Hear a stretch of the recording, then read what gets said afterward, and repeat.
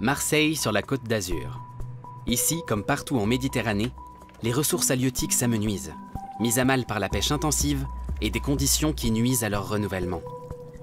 Dans ce contexte, les nurseries à poissons ont pour but d'améliorer le taux de survie des juvéniles et de repeupler les eaux. Il y a quelques larves de poissons là. Et ici, cette pagaille. Ouais. Ça, de la vie. Quand ils sont jeunes, si à la place de trouver des enrochements, de la posidonie ou des endroits où ils vont pouvoir se développer, ils trouvent du béton pur et dur et lisse, là c'est sûr que la survie elle va être hyper limitée.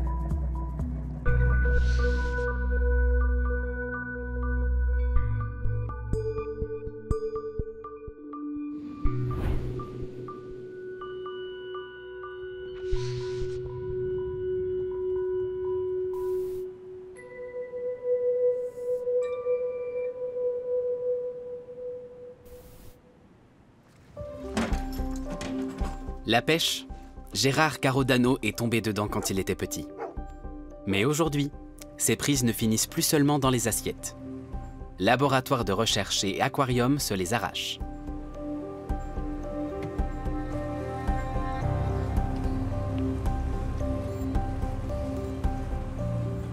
C'est toute ma vie, hein, la mer, la pêche, et si tu veux continuer, que tes enfants continuent avec tes petits-enfants, mais la moindre des choses, c'est de se préoccuper du devenir de la mer. La biodiversité, c'est le fonds de commerce des Carodano. Aujourd'hui, le pêcheur est accompagné de son fils David. Je regarde ce qui se passe dans la mer, dessus et dessous. J'ai toujours été envoûté par le milieu marin. C'est mon métier, c'est ma passion. J'ai beaucoup de chance parce que je vis de ma passion. Gérard et David vont chercher des larves de poissons pour les revendre à une ferme aquacole. En temps normal, elles éclosent juste avant la pleine lune, puis se laissent dériver jusqu'à la côte où elles s'abritent. Mais le littoral marseillais, dominé par le béton, offre de moins en moins de cavités propices à leur développement. Le père et le fils sont impatients de voir ce qu'ils ont pris dans leur piège.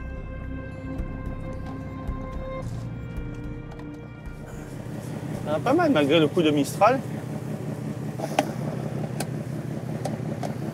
Alors, pour voir les larves de poissons avec toutes les mysis comme ça, regarde, là il y a des...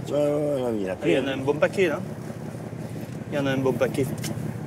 Il s'agit la plupart du temps de larves de brème, de perche ou de dorade, et plus rarement de jeunes turbots ou de sols. D'autres espèces, comme le sabre, un cousin de la perche, ont disparu des eaux de la Méditerranée. Au large, seul 1% des larves survit au-delà de quelques semaines. En cause, la destruction de leur habitat, mais aussi le réchauffement climatique et la pollution. Ce qui peut menacer l'écosystème marin, c'est les rejets toxiques en mer. Malheureusement, ça existe encore. Ça, c'est à bannir totalement parce que justement, ces micro-poissons à l'âge larvaire, ils sont beaucoup plus vulnérables que les adultes. Ça peut être les hydrocarbures, ça peut être tous les produits que les industriels veulent se débarrasser. Retour au bercail, dans le port de La Ciotat, à environ 30 km à l'est de Marseille.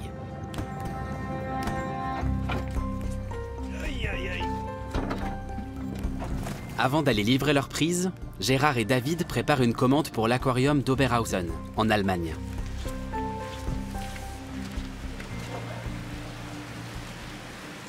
Gérard est spécialisé dans la pêche et l'expédition d'animaux marins vivants. Et il compte des clients dans le monde entier. Ancien professeur de tennis, son fils David a décidé de rendre sa raquette il y a quelques années pour rejoindre l'entreprise familiale. Un spécimen leur apporte entre 10 € pour une vieille et 1100 € pour une espèce plus rare comme le cernier.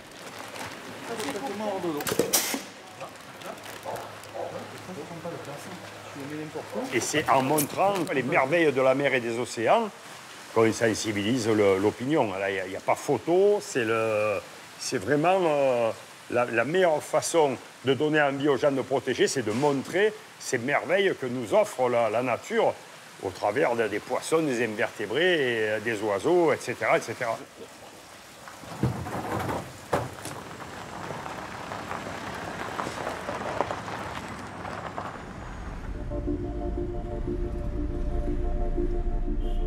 Le moment est venu de livrer le fragile butin de ce matin. Direction le port industriel de Marseille, et plus précisément, la nurserie de la société Écocéan. Salut les gars, ça va? Salut, Adams. Alors ça a pêché? Ouais. Super. Ouais. Il y a pas mal de poissons ou... Je pense je dirais à vue de nez, comme ça, une trentaine, une quarantaine. Super. Un peu de Et mysis beaucoup et de tout vie. aussi. Ouais, beaucoup de mysis. Super.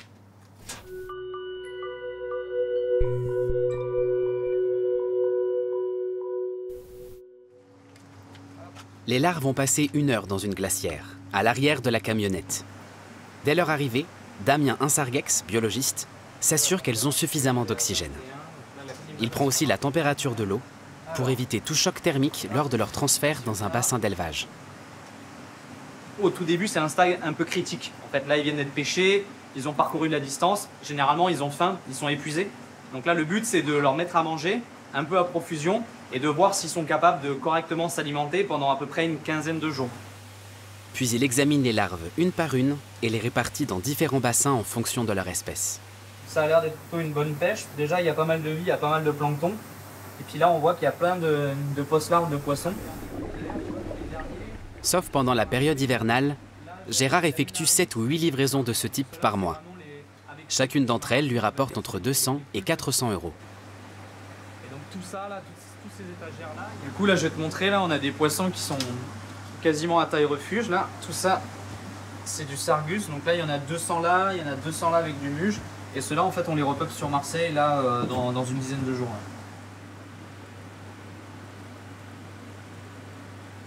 Ça fait plaisir de voir que on n'est pas là toujours que pour en ramasser, on est là pour en remettre un peu aussi. Quand on a la possibilité, il ne faut pas s'en priver. C'est le moment de vérité. Fille ou garçon?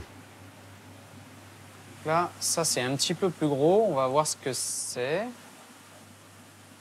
Pas facile à déterminer sur des animaux minuscules.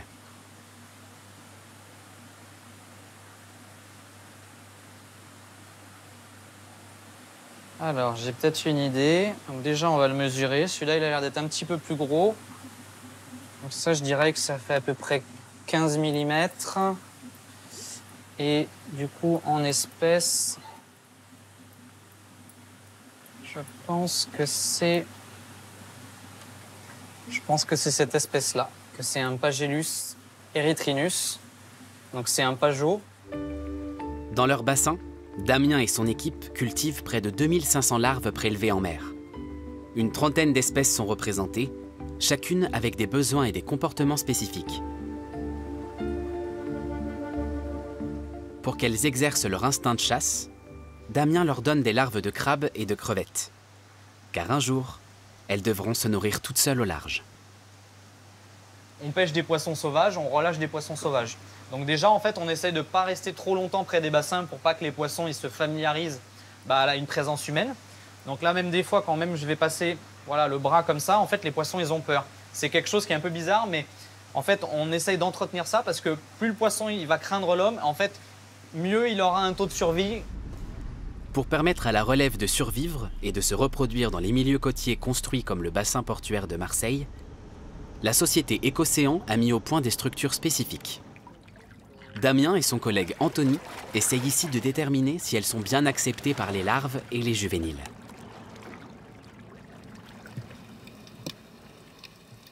Ces caissons en métal ou en bois, qui renferment un substrat contenant coquilles d'huîtres et autres délices, offrent le gîte et le couvert aux poissons. Il y a des posters d'oblades. Ah, super. On Ouais, a je le vois de là. des oblades qui sont plutôt à 15 et on a un annularis à 10 mm là. À ce jour, ces habitats artificiels ont été installés dans 56 ports, répartis dans 16 pays.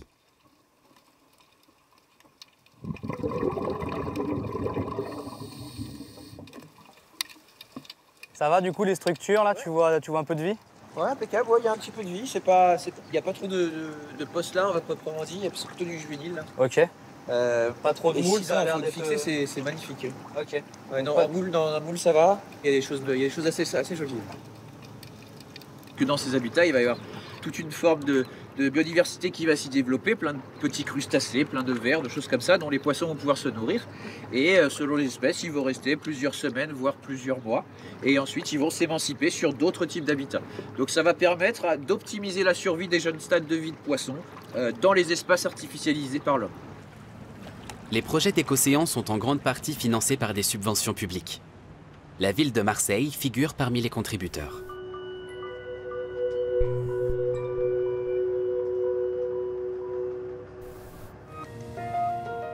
Daniel Milly fait partie de ceux qui pourraient bénéficier de telles initiatives. C'est un des derniers pêcheurs indépendants de La Ciotat. Voilà. On va commencer par le café. La pêche, c'est toute sa vie. Et cela depuis 40 ans.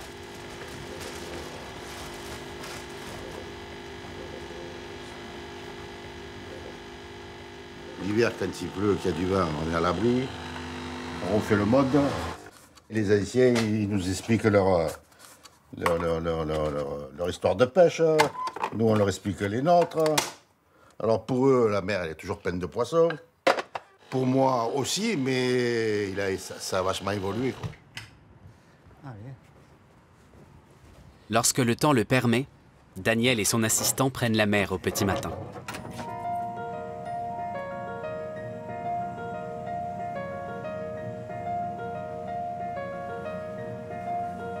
Ce que j'aime dans la pêche, c'est la liberté, c'est la nature, c'est voilà, c'est magnifique. Et puis la pêche, c'est jamais pareil. Tous les jours, c'est jamais la même chose, quoi. C'est pas comme c'est pas un travail, quoi.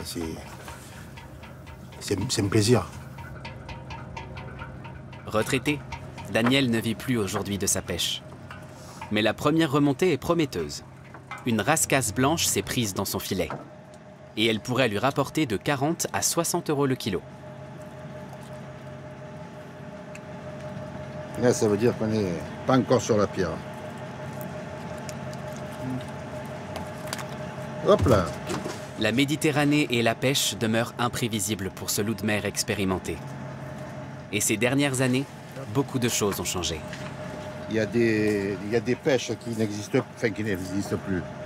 Pas qui n'existent plus, mais qu'il y a moins de poissons avec le réchauffement climatique, avec l'eau chaude, tout ça. Il y a des poissons qui ont disparu, il y a des poissons qu'on ne voyait pas avant, qui sont revenus, comme par exemple le dentis. Le dentis, c'est un poisson qu'on n'avait pas avant.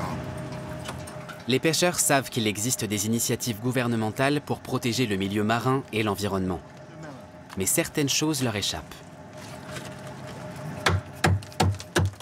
Ce que j'ai constaté, moi, c'est que avant, à toutes les sorties d'égout, Marseille, La Ciotat, Cassis, enfin de partout, sortait de la merde. On va pas se cacher, sortait de la merde. Mais il y avait du poisson partout. Poisson, des oursins, des moules, de tout.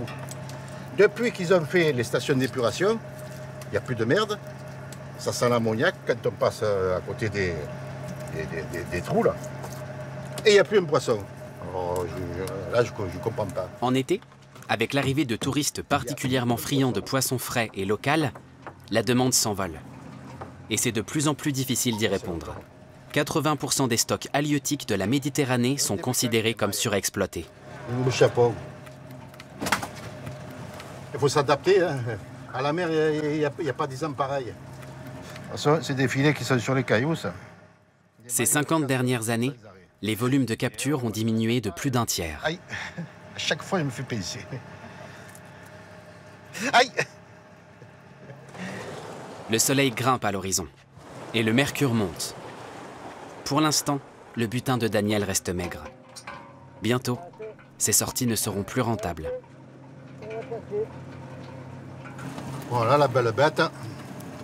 Il est beau celui-là. Ouais. Dommage, c'est coupé les... Ouais, épaisse. Eh ben, on le mangera. Il est temps de rentrer.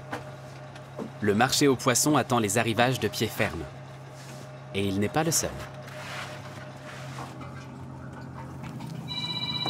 Ah, téléphone. Ça, c'est les restaurants, ça. Oui, Florent, bonjour. Allô? Allô, allô? Non, ben ça passe pas. On le rappellera un peu plus tard. Ça, c'est les restaurants. C'est les restaurants qui appellent pour savoir s'il y a du poisson ici. Pour permettre aux ressources halieutiques de se régénérer, la zone qui s'étend de Marseille à la Ciotat a été déclarée site protégé il y a 11 ans.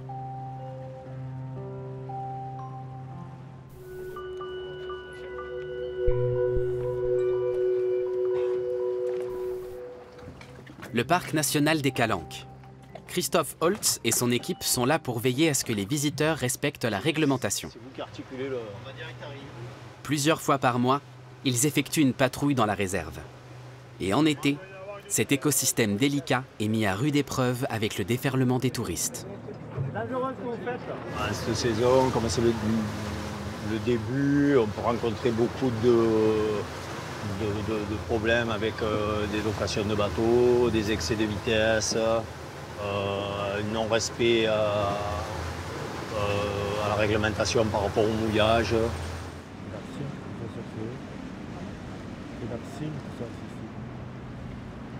Quant à la maillade, il y a du monde. Il y a des clubs de plongée. Il y a tous les clubs. Il y a tous les clubs. En jetant leur ancre n'importe où, les bateaux détruisent les herbiers de Posidonie, dans lesquels les poissons trouvent abri et nourriture. Là, on est à Digne. Donc ça, c'est un spot qui est reconnu.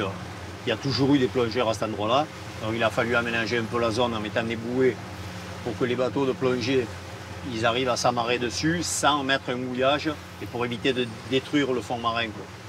C'était des endroits où c'est qu'il y avait des gorgones, il y a du coralligène, donc ça évite d'abîmer et de détruire tout ce qui est écosystème pour les poissons. C'est un exercice d'équilibriste. Permettre aux visiteurs de profiter de ce site exceptionnel tout en minimisant l'impact du raz-de-marée estival.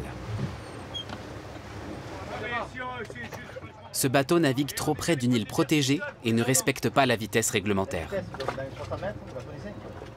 Le petit groupe fait un enterrement de vie de garçon.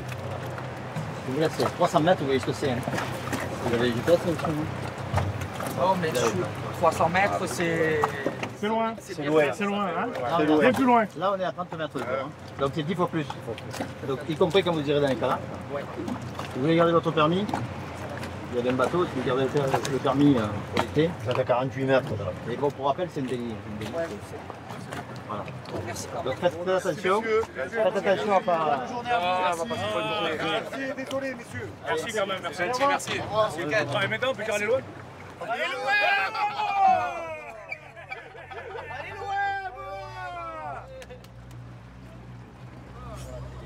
Mais là, on est en début de saison, donc ce genre de comportement, c'est quasiment quotidien.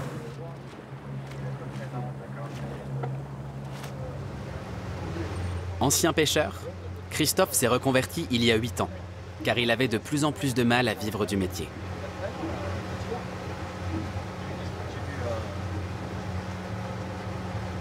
Tous les poissons de vase, les poissons qui vivent dans la vase, ils ont tendance à disparaître.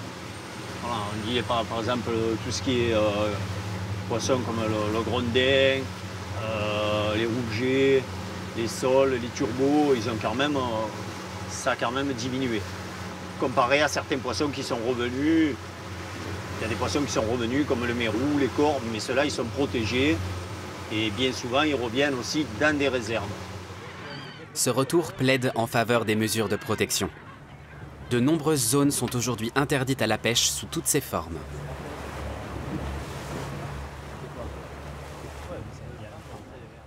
Les alentours du port industriel de Marseille se sont eux aussi vidés de leurs habitants à écailles. Aujourd'hui, Damien et son équipe prévoient d'y relâcher 600 poissons, en grande majorité des brèmes. La première, la lourde, vous n'avez pas besoin de la lester, il n'y a pas de problème. Et la deuxième, tu verras la nouvelle. Nous deux, de toute façon, on va se mettre à l'eau. Okay. Comme ça, en fait, toi, tu vas pouvoir, peut-être avec le skipper ou quelqu'un te filer un coup de main, sortir la cage. En plus des subventions publiques, la ferme aquacole est financée par quelques entreprises locales.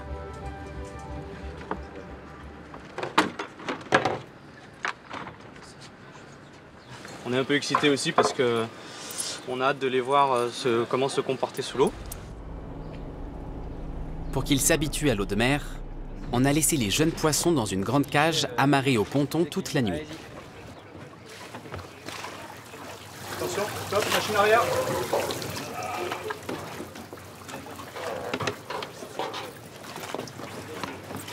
Vous n'avez pas avancé.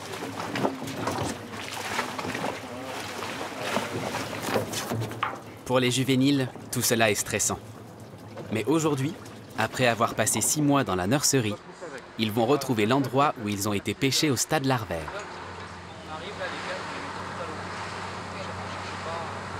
C'est la contrainte qu'on a avec le vivant en fait.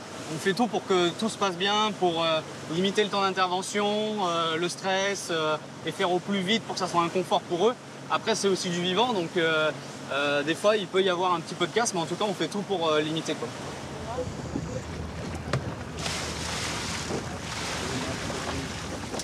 À l'endroit où les poissons seront libérés, il y a environ 10 mètres de profondeur. Ils passeront une autre nuit ici pour s'habituer aux bruits et aux odeurs qui prévalent dans leur nouvel environnement.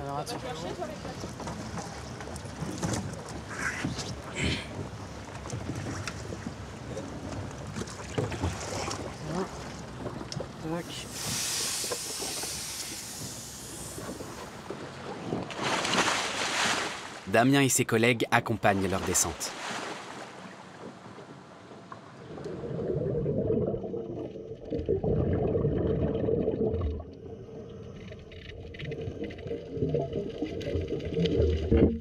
Trois minutes plus tard, la première cage se pose au fond de l'eau.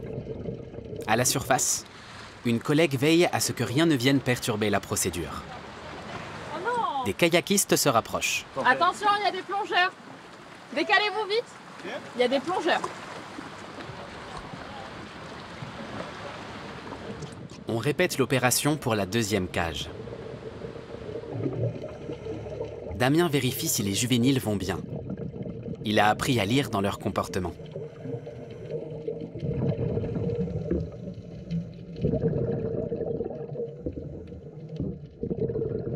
Traduction: les poissons de cette cage se sont adaptés à leur nouvel environnement, les autres sont encore agités.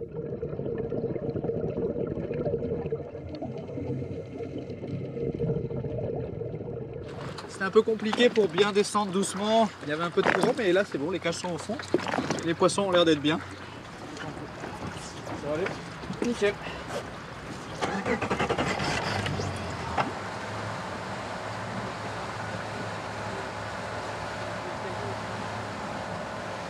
Bon, du coup ça va, ça s'est bien passé là. Donc première cage, les animaux avaient l'air d'être très cool. Les deuxième un peu plus stressés. Et je pense que la prochaine fois, on essaiera de mettre les deux cages séparées, ce sera plus simple pour nous. Demain, ils reviendront ouvrir les cages. Alors les jeunes poissons seront libres et retourneront à l'état sauvage. Voilà 4 heures que Christophe et son équipe patrouillent dans le parc national des Calanques. Aujourd'hui, il fait particulièrement chaud. Le thermomètre affiche déjà 24 degrés dans l'eau. En temps normal, il faut attendre fin août pour atteindre cette température. Si l'eau elle reste à une température constante, c'est-à-dire assez chaude, ça tue. On a eu beaucoup de problèmes de mortalité, notamment sur les coraux, les gorgones et tout ce qui porte des polypes, tous ces micro-organismes.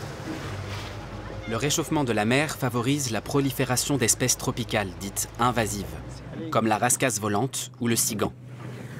Mais la faune locale ne semble pas s'en formaliser. Voilà. Je laisse passer la plongée. Il y a la plongée qui va rentrer. Faites une sortie sous-marine? Vous avez vu du poisson? Ah, il y en a pas mal, hein. Ouais, c'est pas mal, là. Et l'eau est claire. Ça, c'est top. Alors, les autres jours, avec les pluies, là, ça a été catastrophique. Et là, on a une belle visite. Bon, très bien. Et un nombre de déchets incroyable, comme d'habitude. Surtout avec les pluies des derniers temps, ça a ramené beaucoup de choses. Callong, alors ça avance dans le port, et puis Samena, ça reste vraiment dans l'eau. Et de 0 à 10 mètres, il y a 2 jours à Samena, c'était du plastique de haut en bas. Très impressionnant. Et ben voilà, typiquement, voilà. Ça aide la canette, il y en a. C'est triste, hein? C'est triste. De retour à La Ciotat. Après avoir passé 4 heures en mer, Daniel rentre au port. Une image de plus en plus rare sur la côte. De petits pêcheurs vendant leurs poissons directement sur le quai. Mais aujourd'hui, Daniel n'a pas grand-chose à proposer.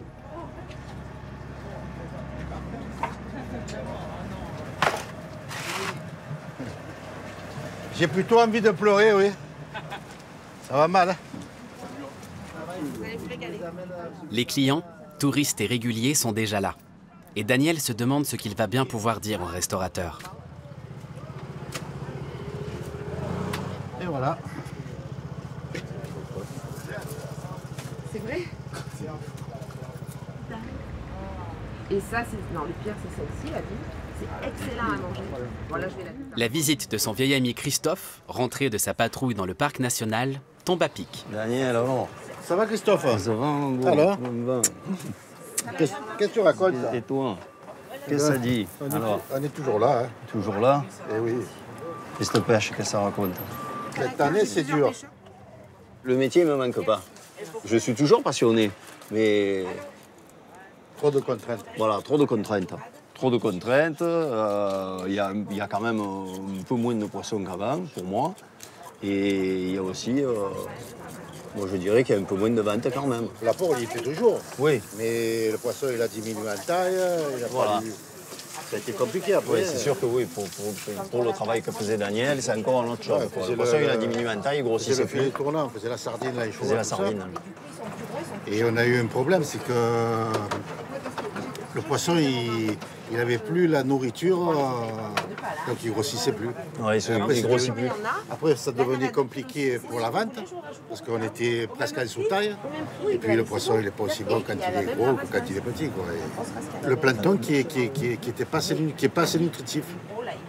Avec les eaux chaudes, avec la pollution. Il y a des poissons qui ont disparu complètement. Complètement, voilà. Comme le le sabre. Disais, moi. Il y a quand même moins de sol, moins de turbo. Les rougiers, ils se sont abîmés aussi. Il y en a quand même moins. Les jeunes qui arrivent maintenant... Maintenant, ça va être compliqué pour eux. Il faut qu'ils fassent autre chose, quoi. Daniel vendra tout de même ses homards. Mais les petits pêcheurs ont de plus en plus de mal à survivre. De l'autre côté du port, les Carodano s'apprêtent à reprendre la mer.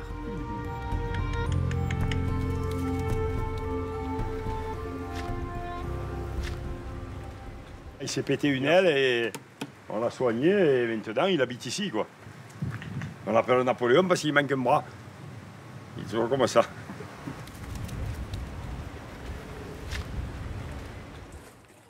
Là, vu le piège.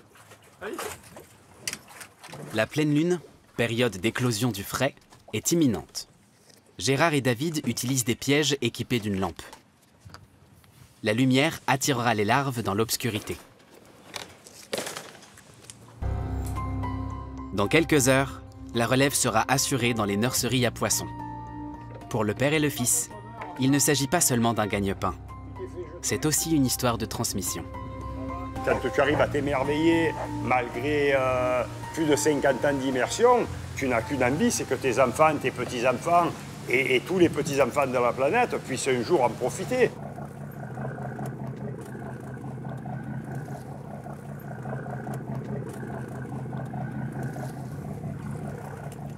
La surveillance, et puis de toute façon, c'est passionnant de voir ce qui se passe dans le milieu marin, de faire un peu le lanceur d'alerte si besoin, et puis autant que de montrer les belles choses, quoi.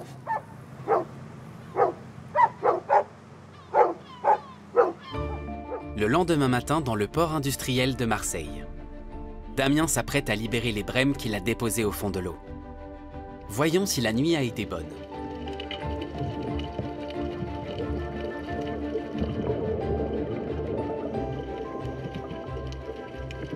Dans cette cage, il semblerait que oui.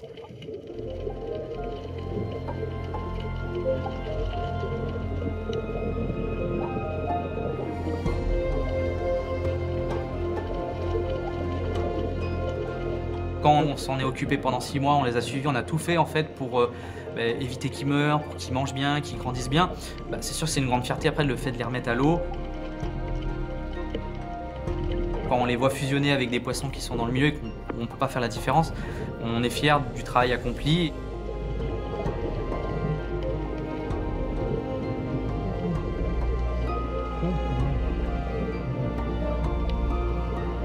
Dans la deuxième cage, les poissons qui montraient des signes de stress la veille semblent s'être accoutumés à leur nouvel environnement. Mission accomplie.